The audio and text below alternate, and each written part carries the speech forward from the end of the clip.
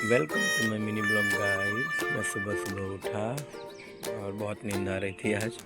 फिर मैंने चाय बनाई मेरे और मेरी बहन के लिए और फिर पिया और फिर ब्रश किया। ब्रश करने के बाद फिर मैं नहा धो के रेडी हो गया और मैं घर से निकला सोसाइटी से बाहर।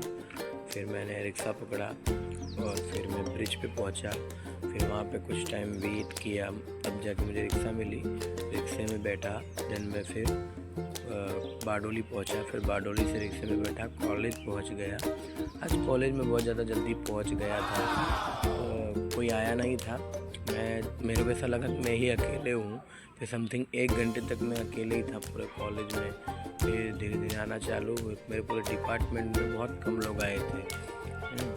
फिर एक वहाँ पर प्रोग्राम रखा था कोई छोटा सा, और फिर ये मैं कॉलेज नहीं गया। फिर वहाँ से निकला और जा रहा हूँ मैं बारडोली, बराबर। तो फिर मैं आ गया सड़क पे बस लेने के लिए। ये मेरे कतर सड़िया का गेट है। वहाँ से फिर मुझे बस मिली, बस में बैठा।